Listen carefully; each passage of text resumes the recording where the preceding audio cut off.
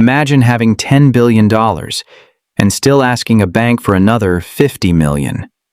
Not because you need the money, not because you're running out of cash, but because borrowing that money could actually make you even richer. It sounds ridiculous.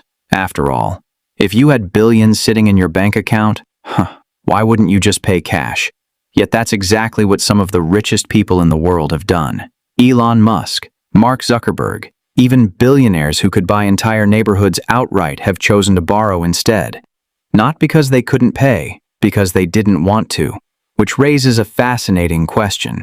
If becoming debt-free is supposed to be the ultimate financial goal, why do the wealthiest people on Earth deliberately avoid it? The answer has almost nothing to do with debt, and everything to do with how wealth is really built. Hi, I'm Gavin, and today we're uncovering one of the biggest myths in personal finance. Because by the end of this video, you'll understand why millions of people spend their lives trying to become debt-free, while the richest people on Earth are trying to do the exact opposite. So, subscribe for more videos like this. Before we go any further, let's clear up one very important thing. This video is not telling you to go out and borrow money. For most people, high-interest debt is one of the fastest ways to destroy wealth. Credit card balances, personal loans, financing things you can't actually afford. That's not the kind of debt we're talking about. Because wealthy people don't use debt the way most people do. They use it as a financial tool, and that's a completely different game. Think of debt like fire. In the wrong hands, it burns everything down. In the right hands, it powers entire cities. The fire isn't good or bad. It all depends on who's controlling it, and that's exactly how wealthy people think about debt. But before we get into tax strategies, you first need to understand one simple principle, because everything else depends on it. The question. Rich people ask that most people never do. Imagine someone gives you $1 million. What's the first thing you'd do? For most people, the answer comes instantly. I'd pay off my house. No more mortgage. No more monthly payments. No more stress. And honestly, that's a completely understandable reaction. But now, let's look at the exact same situation through the eyes of someone who's already wealthy. Instead of asking, how fast can I get rid of this loan? They ask something very different. What happens if I don't? That one question changes everything. Let's say your mortgage costs 4% per year. Now imagine your investments are earning 9%. Every dollar you use to eliminate that 4% debt is a dollar that can no longer earn 9%. Suddenly, paying off the loan isn't just saving interest, it's giving up future growth. This is called opportunity cost. And once you understand it, you start seeing money differently. Wealthy people don't measure money by how much they have. They measure it by how hard every dollar can work. To them, cash locked inside a fully paid-off house isn't compounding. It isn't creating new opportunities. It isn't producing future income. It's simply sitting still. But that exact same money, invested into businesses, stocks, real estate, or other productive assets, can continue growing year after year. That's why two families can own identical homes, have identical mortgages, and end up with completely different levels of wealth 20 years later. One focused on eliminating debt, the other focused on growing assets. Neither decision is automatically right, but wealthy people always begin with one question. Where can this dollar create the most value? And that's where their thinking starts to separate from everyone else. But here's the part almost nobody talks about. Earning higher investment returns isn't even the biggest reason wealthy people keep debt, not even close. The next reason is so powerful that some billionaires choose to borrow money instead of selling their investments. It's completely legal. It can save millions in taxes. And once you understand this strategy, you'll realize the rich aren't breaking the rules. They're simply playing by a different set of them. Let's get into it. Why rich people never rush to pay off debt. Remember the question we ended with.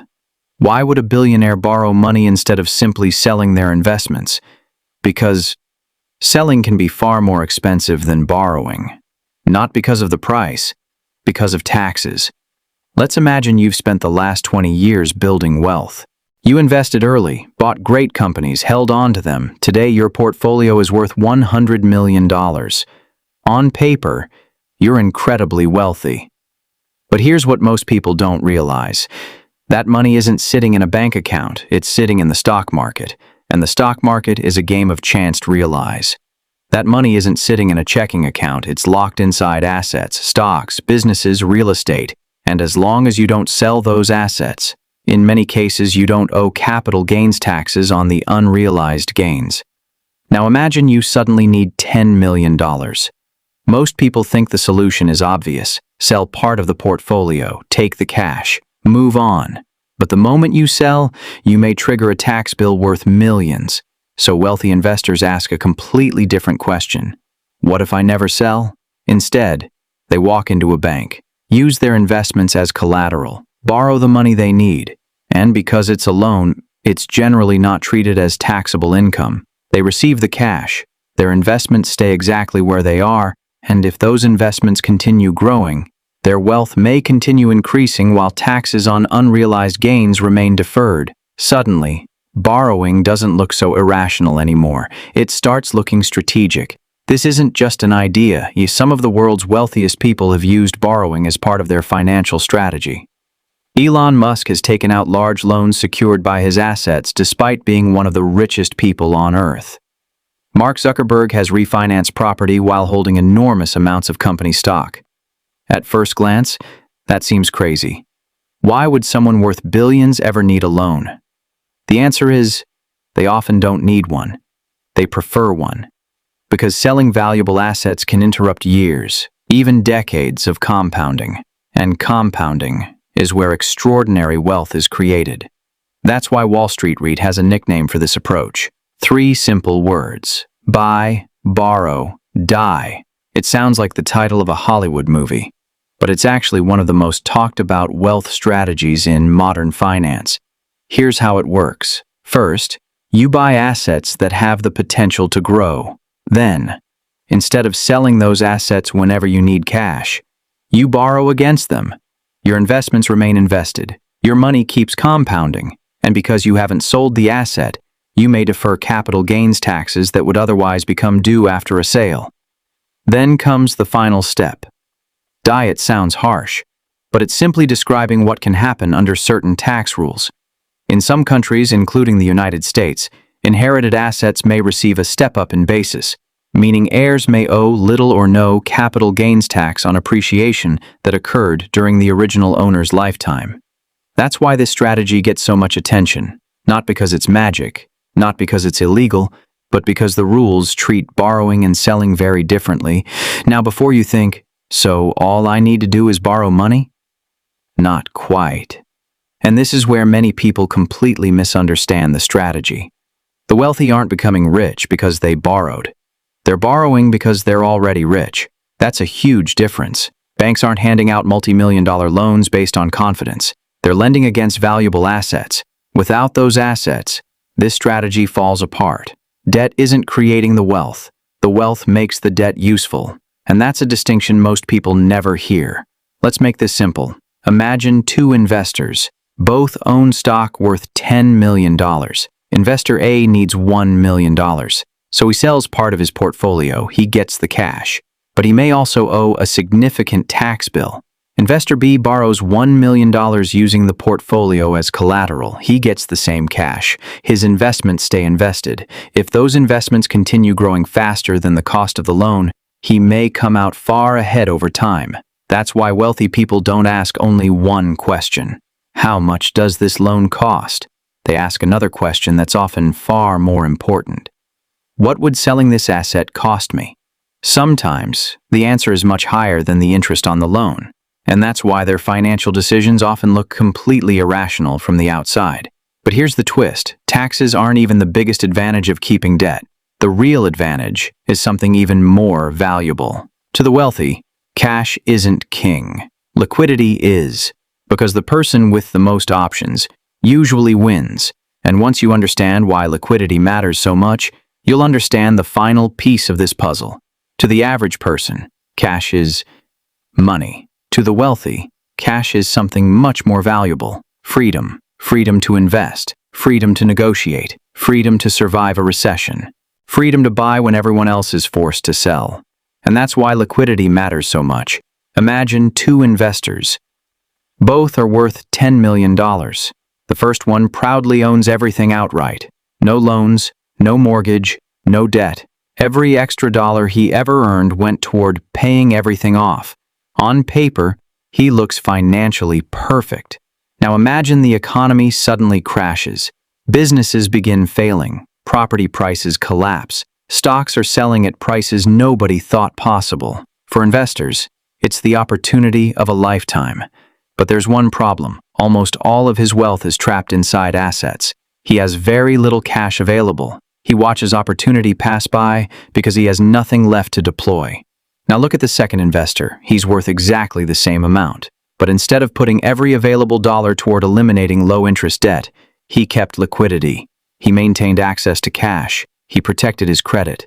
When the same market crash happened, he isn't panicking. He's buying. Months later, while most people are still recovering, his portfolio is already growing again. Same net worth, completely different outcome. Because wealth isn't just measured by what you own. It's measured by what you're able to do when opportunity arrives. Now here's where many people make a very expensive mistake. They hear stories about billionaires using debt and assume the debt is what made them rich. It's not. Read that again. Debt didn't create their wealth. Their wealth changed the way debt worked. That's a huge difference. Borrowing money to buy something that loses value every year is completely different from borrowing to acquire an asset that produces income or grows in value over time. One creates future wealth. The other creates future payments. The wealthy understand this distinction, and that's why they rarely ask, "Can I afford the monthly payment?" Instead, they ask, "Will this asset produce more value than the debt costs me?" That's the question that separates financial decisions from financial strategy, and it's a question almost nobody is taught to ask. So, what's the real lesson here? It's not, go borrow more money. And it's definitely not, never pay off debt. The real lesson is much deeper. The rich don't see debt as the goal. They don't see being debt-free as the goal either. Their goal is simple. Maximize the long-term value of every dollar they own. Sometimes, that means paying debt off immediately. Sometimes, it means keeping low-interest debt for years. The decision isn't emotional, it's mathematical, it's strategic, it's based on opportunity, not comfort. And that's probably the biggest difference between wealthy investors and everyone else. Most people make financial decisions to feel safe today. The wealthy make financial decisions to become stronger tomorrow. Think back to the question we asked at the beginning of this video. Why would someone with billions of dollars choose to stay in debt? Now you know. Not because debt is good, not because debt is bad, but because money is a tool, and every tool has a purpose. A hammer can build a home, or destroy one. Debt works the same way. Used carelessly, it becomes a burden. Used strategically, it can become leverage. The biggest difference between the rich and everyone else isn't that they have more money. It's that they ask better questions. Instead of asking, "How quickly can I get rid of this debt?" they ask, "Where will this dollar create the greatest long-term value?" That one question changes almost every financial decision that follows. Investing, buying a home, starting a business, even retirement. Because wealth isn't built by avoiding every risk. It's built by understanding which risks are actually worth taking. And that's a mindset far more valuable than simply becoming debt-free. If this video challenged the way you've always thought about debt, then you've already started thinking differently than most people. And that's exactly what this channel is about. Every week we break down the money decisions, investing principles, and financial systems that quietly separate average financial habits from extraordinary ones. So if you enjoy this kind of deep dive, consider subscribing to Gavin Invests, and before you go to leave a comment below. Do you think being completely debt-free is always the smartest financial move? Or has your perspective changed after watching this video? I'd love to hear your thoughts. Thanks for watching, and I'll see you in the next one.